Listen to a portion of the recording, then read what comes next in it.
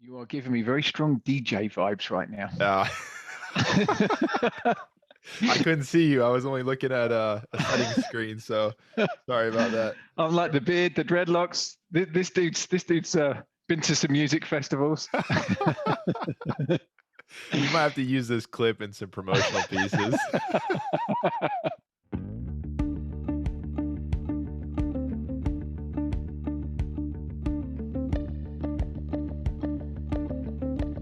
You are now entering preFORM. Prepare to perform. A podcast created to explore the inner workings of high-profile performers. Conversations reveal what separates them from the average human. Buckle up. Lee Povey is the co-founder and CEO of Maximize Your Potential Coaching, an all-inclusive approach to the interactions we have with ourselves, colleagues, and competitors. Lee's journey into human behavior and performance coaching started as a sprint coach for Team USA Cycling. The team broke 10 national records and won 12 national championships under his leadership. He recognized the impact of his efforts and eventually developed his own coaching platform. Lee provides coaching and leadership training through a wide variety of workshops. His mission? To help you explore your untapped potential by uncovering growth areas and providing the necessary resources to succeed. I hope you enjoy our conversation as much as I did.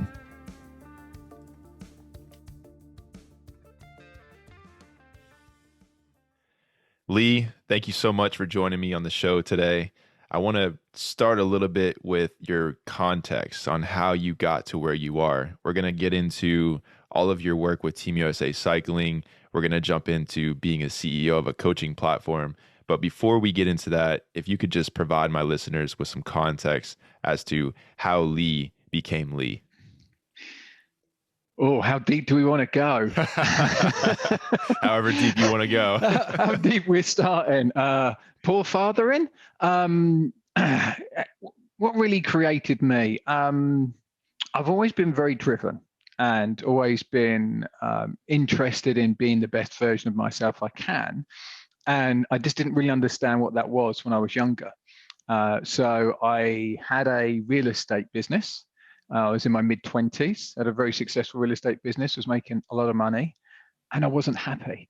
And I couldn't understand why I wasn't happy. You know, I had a really nice apartment on the seafront in Brighton. I was doing really well. I was regarded by my peers. I didn't feel that fulfillment that I thought that money and success, for want of a better word, would bring me.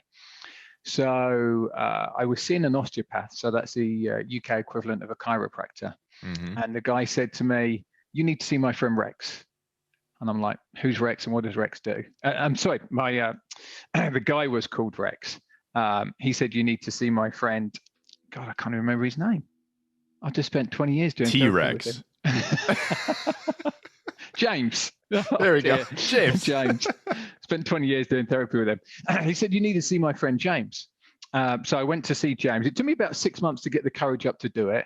I went to see James and we just started unraveling my life, my childhood, and taking that first steps towards kind of emotional intelligence and healthiness, I guess. And what did you come away after that initial therapy session with? I mean, was it a complete transformation in that moment, or did you realize that there is a lot more work to be had? Absolutely not. So we're sitting there in the first session. I'm telling my story. I'm pretty eloquent, so I'm telling him my story from a cognitive level, but with no emotional feeling or depth to it. And he's a lovely guy, and he just kind of nods and says, "There's going to be some stuff around your father that we're going to get into here." Wow. And I was like, "No, James, like I haven't really cared about that man since I was 14 years old. Like, I'm kind of my own father. I don't need him." And he just smiled. And 6 months later, I'm like, "James, yeah, there's some real stuff around my father in this." Interesting. And he has this, like his eyebrows just raised a little bit. Yeah. Wow. He didn't say "I told you so." He just gave me that little look. So yeah, and then one of the parts of my journey was doing men's groups. So he recommended it to me. I did a weekend of what tribally we would have called, initiation into manhood. And that was a fascinating weekend. I really enjoyed that with a men's group called the Mankind Project.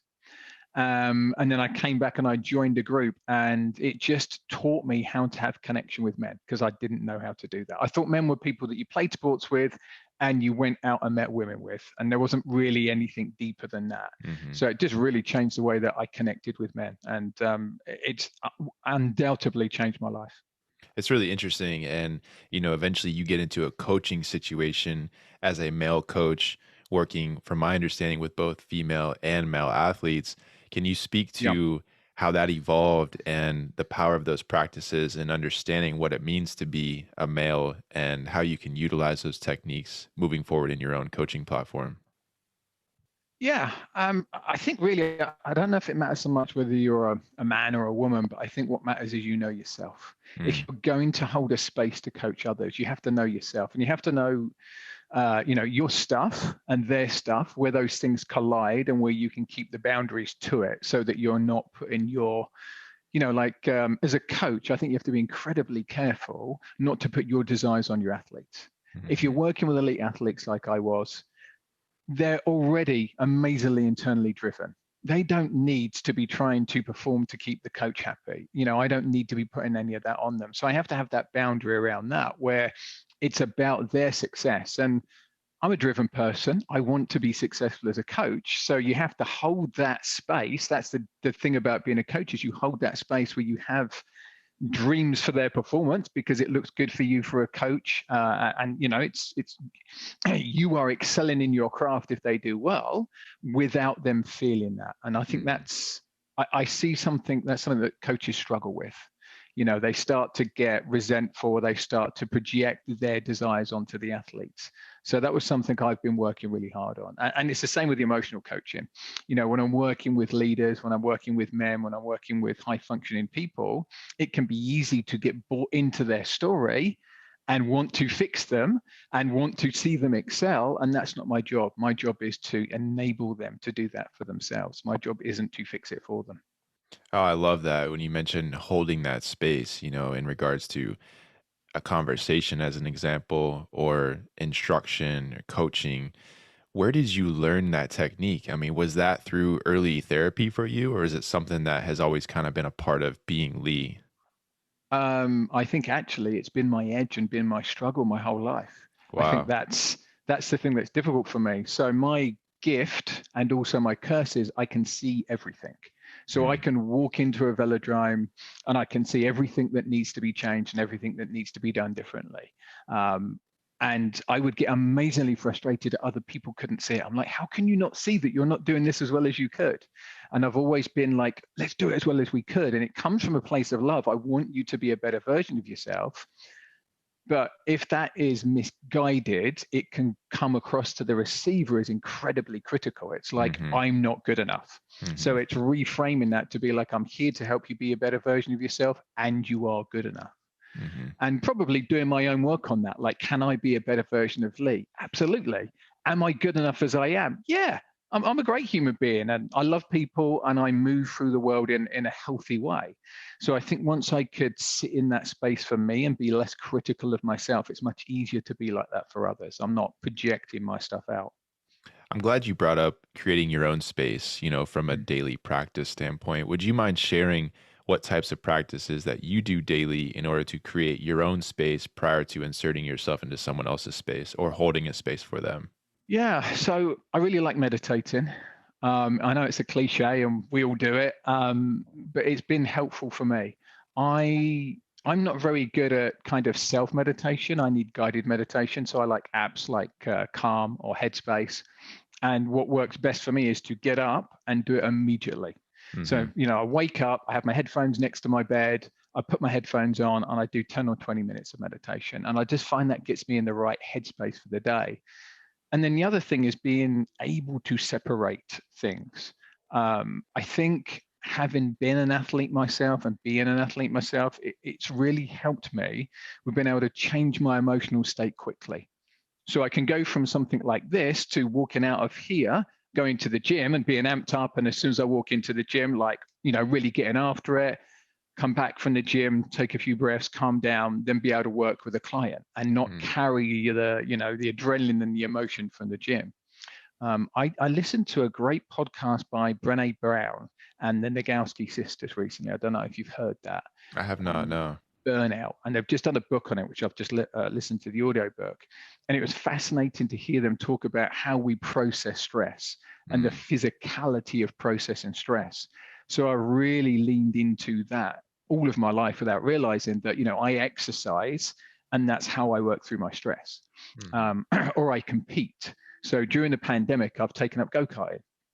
And wow. I noticed when I drive home from go-karting, I drove home 20 mile an hour slower than when I drove to go-karting because I've exercised that competition need. So I'm not trying to race everybody else on the road. I'm just so chilled and calm. And I know for me that the warrior part of me is pretty strong. So I need to exercise that regularly. And if I don't, I get angry and I find it hard to be in touch with a more kind of, feminine, emotive, loving part of me. I need to exercise that warrior part of me. Oh, this is fascinating, Leah. We can take this into so many different directions right now. Go-karting pops off, warrior pops off, it's exciting stuff. I want to ask you a little bit about how you got into developing your own coaching platform, right? Because I think a lot of athletes work their way through the system and by the end of it are so burned out from the competition, as you mentioned, the training protocols, the lifestyle, that the last thing many of them want to even think about is turning around and offering those services to another generation of athletes. But your story is a little bit different. So can you speak a little bit about how you got into more of a coaching platform outside of athletics? Yeah. Are you talking about the emotional coaching or are you talking about my athletic coaching, my sports coaching? A little bit of both, but highlighting the emotional coaching side. Yeah. So quickly with the sports coaching, I was on the national team as a junior, and I realized I wasn't quite good enough to go and win an Olympic gold medal. And I'm so competitive. Like if I'm not going to go and medal, I don't really want to do it. I don't want to be the best guy or one of the best guys in the country. I want to go and be the best in the world. So I went a different route. And then when I came back to coaching, it was for passion and love. It wasn't because it was the only thing I knew how to do. In fact, when I started coaching, my salary dropped by 5 times. Wow. So wow. Probably more than that, in fact. Like the first year, I probably earned 1/10 of what I earned the year before. And as my sports coaching career was going, I realized where my biggest strength was 2 things. I was really good at technical coaching. So I can see what needs to be changed, what you need to do. So technique and tactics. And I'm also really good with people. So understanding them, helping them be the best version of themselves. And I was leaning more and more into that and enjoying that more and more than necessarily writing training programs. I've always wanted to work with world-class physiologists, and I do the technical, tactical, and emotional, and they write the training program. That would have been my dream if I'd continued being an athletic coach. So I was getting drawn to the emotional stuff anyway. And then at the start of the pandemic, the position with USA Cycling ended due to COVID. They lost all their funding. And I'm like, what am I going to do? And my plan was to coach track cycling until the LA Olympics. I worked at the London Olympics, amazing experience. I wanted to experience a home Olympics again. But my plan after that was to do some kind of business or emotional coaching. I've always really enjoyed that. People come to me for that kind of advice, amateur, and now I wanted to make that a profession.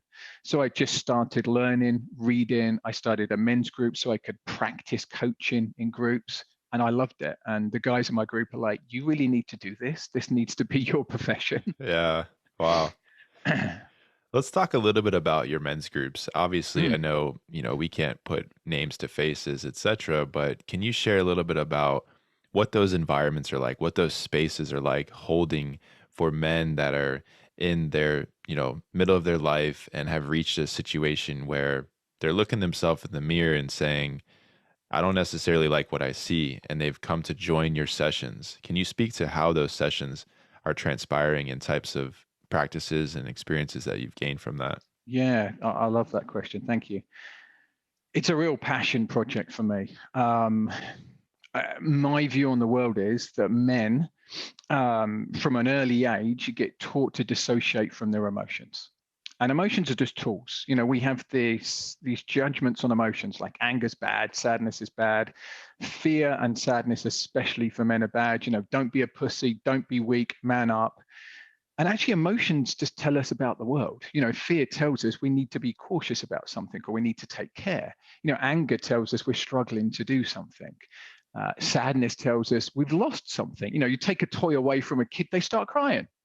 And if you watch children go through emotions, they go through incredibly quickly. Like, they'll cry and then they're out of it and they're smiling. And that's what adults should also do. That's how we should work. We should feel the emotion, maybe not quite to the same depth that a child would, but we should feel it and go through it fairly quickly.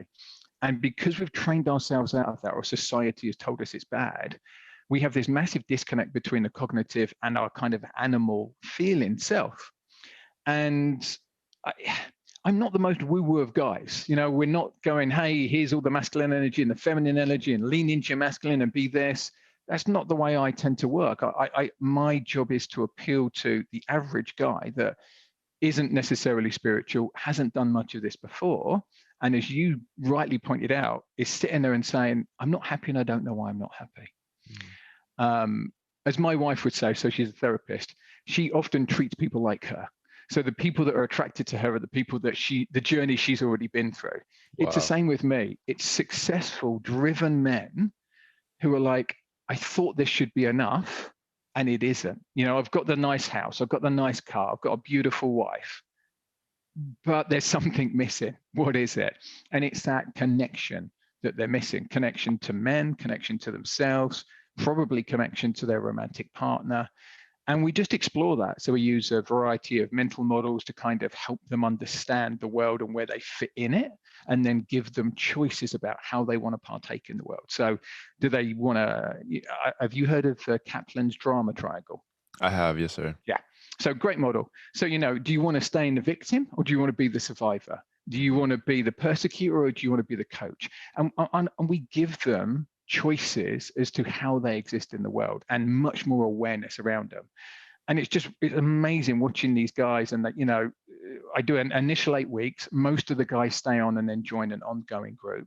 But even the guys that don't, after the initial 8 weeks, I'll get messages from them 6 months later saying, oh, I used the drama triangle today. I saw it in this relationship with my customer and I managed to step out of it. And that means a lot to me. That's my want, is to empower men to live the most authentic life that they possibly can, and then affect everybody else around them. So I've got a friend, and he's a really smart guy, Brian Bogart, his name is, and he wants to affect 1 billion people. That's what he wants to do. That's his goal in life. And I'm like, that's a big goal, buddy. I'm kind of the same. Like, I affect 1 man, he goes and affects 10 other people. I affect 100 men, he goes and, they go and affect 1,000 other people. So I want to work with the high level leaders that affect the people working with them. And then I want to affect, these groups of men that go into the world and affect other men and model what being a man is. That's my dream. That's my goal.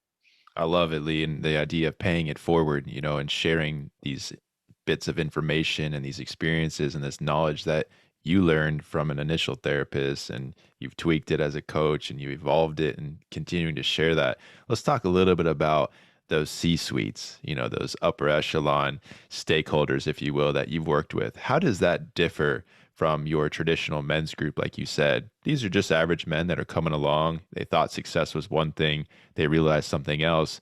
But what about those C-suite? They have a different perspective on not only their occupation, but life in general.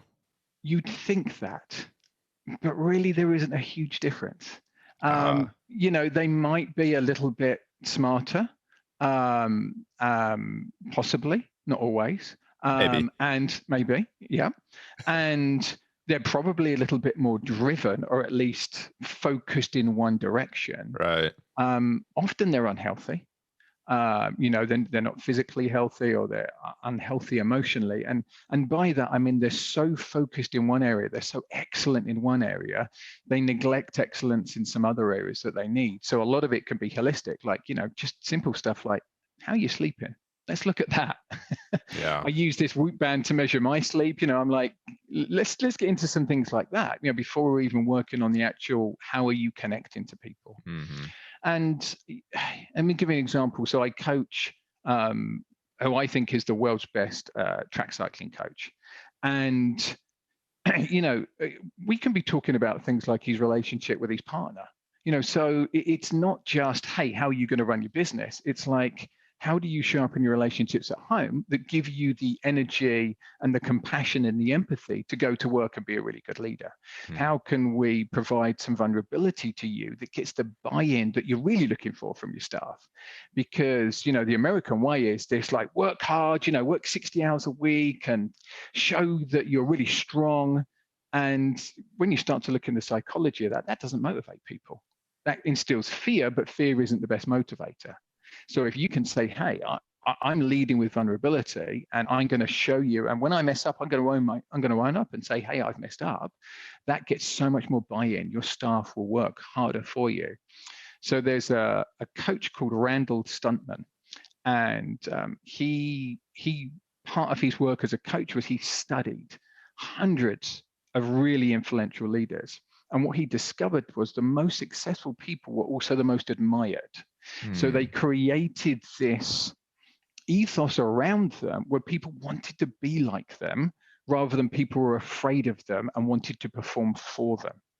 And that's about that, just being vulnerable, being open, actually genuinely caring about the people around you. So that's what I find that a lot of the work we're doing is kind of opening them up to how much more impact they can have when they come at it with that kind of attitude.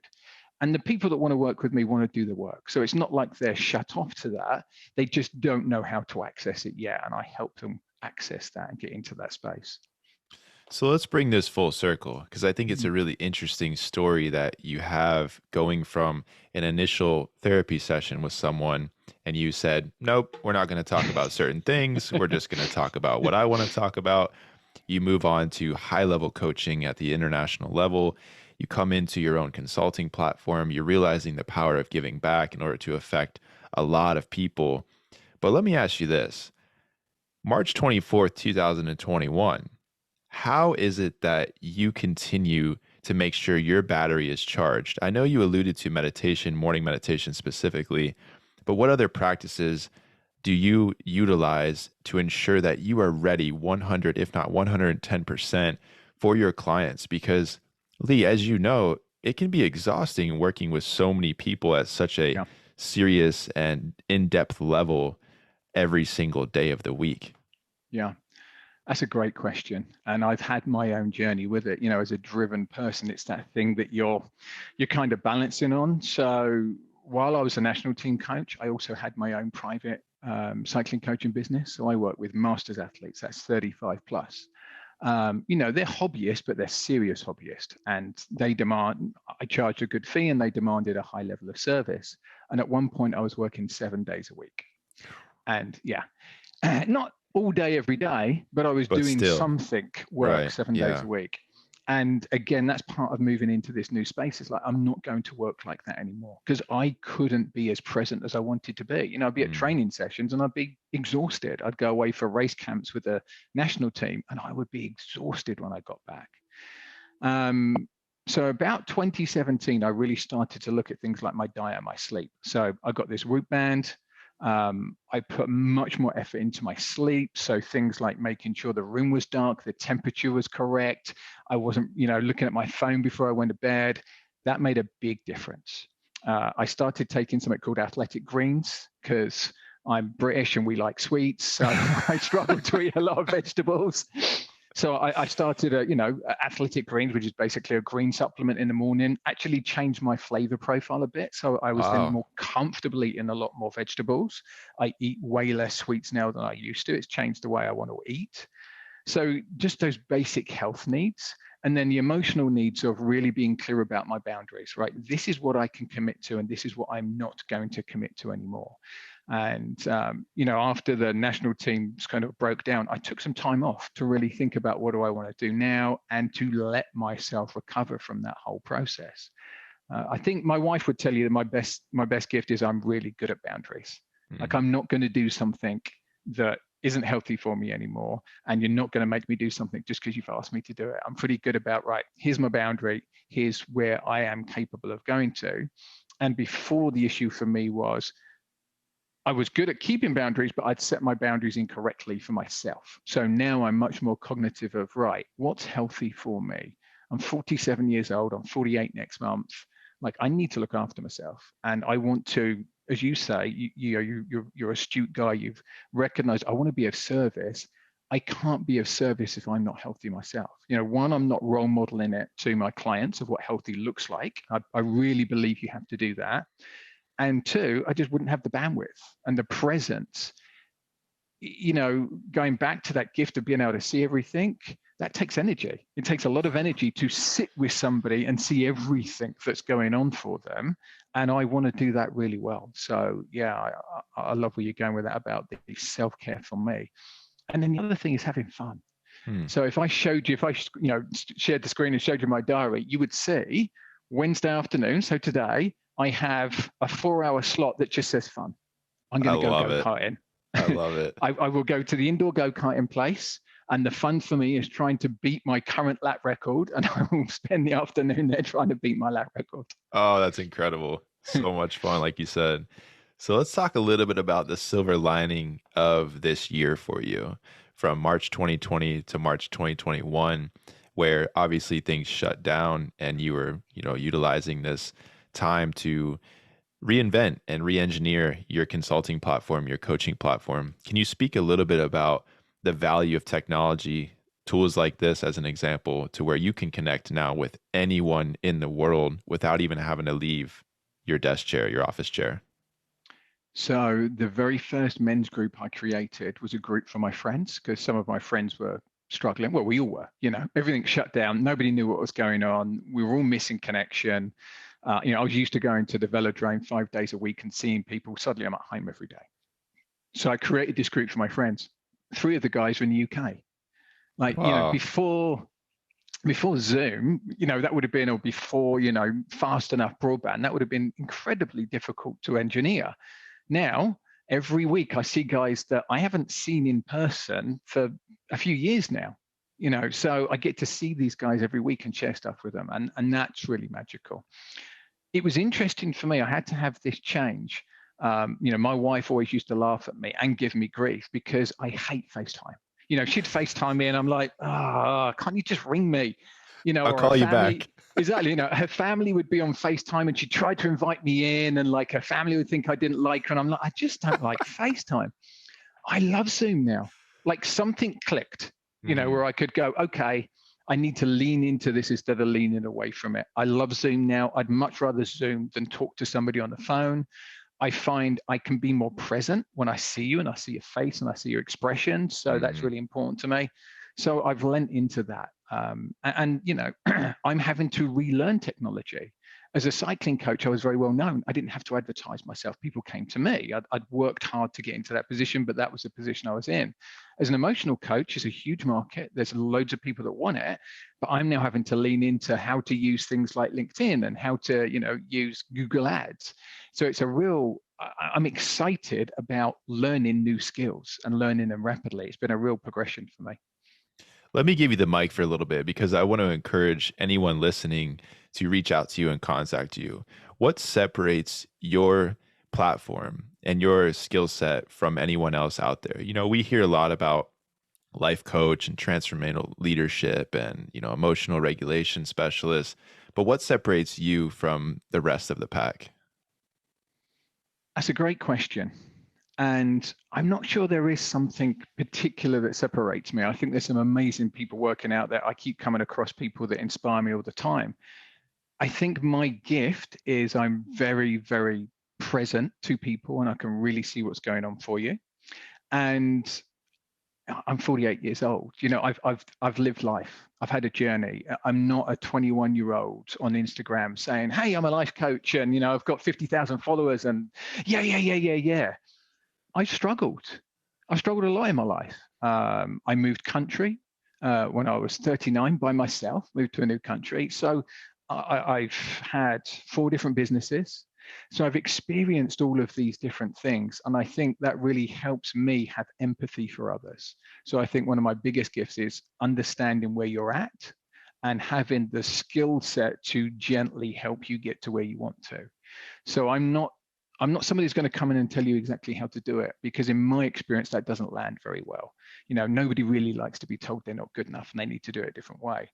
I'm going to empower you to understand what you need, and then I'll help you develop the tools to get to where you want to get. And I'm going to stand by your side, appreciating you as you do that work. That's the way I like to work. I like to really encourage people. I'm going to challenge you. It's not going to be easy. We're going to get into some stuff. Oh yeah. We're not going to mess around, but it's going to be done in a very loving way. And although I lean into your goals and I'm going to support your goals, I don't have goals from you. So you're not doing the work for me. It's not about my ego. It's about you and you being the best version of yourself. Oh, I love what you said, Lee, especially highlighting that word gently, gently bringing you along the way and encouraging you and empowering you. I think so many of these skills get lost within other ideas of, well, now that I have the tool, I'm the strongest, and that now I can, exercise my warrior, like you said earlier.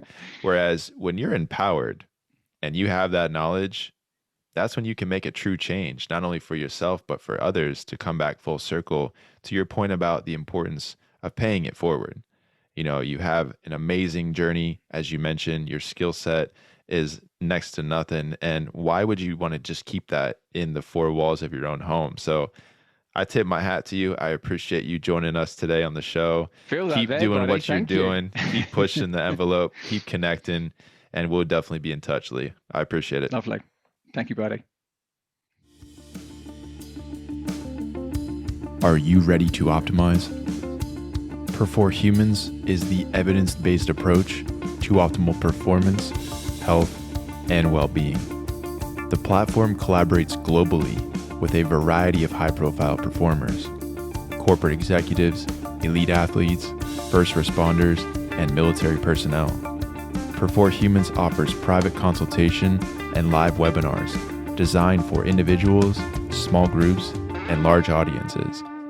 Visit preFORM for more information.